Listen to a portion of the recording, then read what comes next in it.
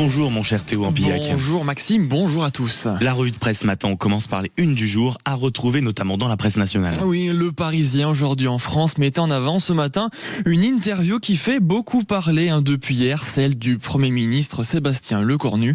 En couverture, on peut lire « La taxe Zuckman n'est pas la bonne réponse ». Derrière, on voit le Premier ministre, sourcils légèrement froncés, coude sur la table, main légèrement relevée, comme pour indiquer « Maintenant, c'est moi qui prends les choses en main ».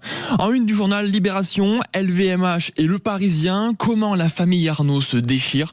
Une formidable enquête que je vous conseille qui révèle les tensions entre les enfants de Bernard Arnault autour de la vente du quotidien. Très très bien renseigné. Ouais, exactement. L'équipe titre, elle, de son côté, cœur de leader. Et oui, après la victoire de Marseille hier face à Strasbourg, 2-1 en ouverture de la 6e journée de Ligue 1, Marseille figure désormais en tête du classement de Ligue 1. Changement de registre du côté de la tribune, droit de douane de 100%, Donald Trump bouscule le marché des médicaments. L'objectif pour le président américain, encore et toujours, soutenir l'industrie américaine. Et enfin, Le Figaro et Le Monde reviennent tous les deux sur la condamnation de Nicolas Sarkozy. Pour le premier, la condamnation de Sarkozy relance le débat sur la justice. Pour le second, Sarkozy, le choc d'une condamnation historique. Restons justement sur cette condamnation de l'ancien président de la République, Nicolas Sarkozy, sera d'ailleurs l'objet de notre discussion entre 9h30 et 10h. Est-ce que cette condamnation fait qu'aujourd'hui, c'est une humiliation pour la France?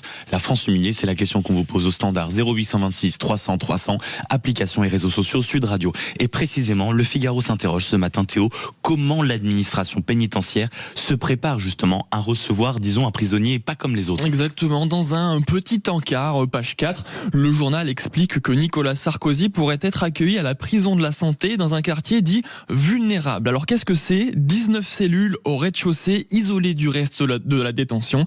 C'est un quartier qui permet de protéger les détenus de l'extérieur, mais aussi des autres co-détenus en raison de la nature des faits qui leur sont reprochés ou de leur médiatisation. C'est ce que nous explique Wilfried Fonck, délégué national de l'UFAP UNSA Justice.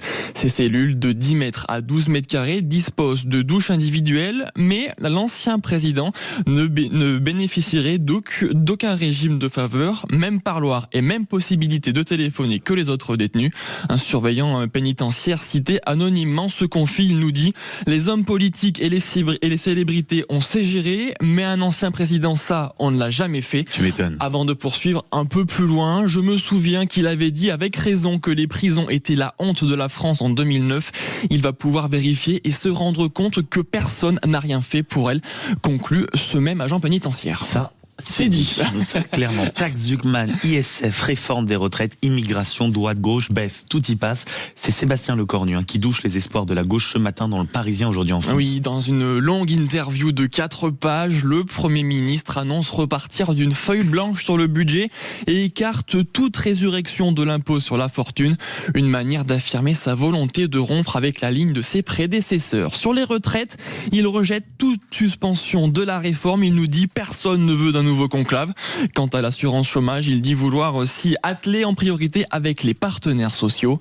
Interrogé sur l'aide médicale régulièrement ciblée par le Rassemblement national, Sébastien Lecornu promet des évolutions, mais encore une fois, là, pas de suppression.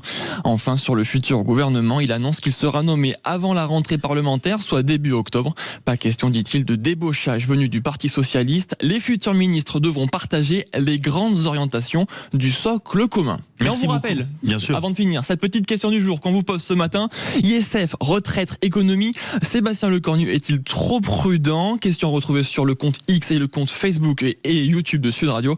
Pour l'instant, vous êtes 70% à nous dire oui, contre 30% à nous dire non. Et ce sera également l'objet de notre débat d'ici une vingtaine de minutes. Merci beaucoup Théo Ampillac, on vous retrouve à 9h, cette fois-ci pour la revue de presse des régions.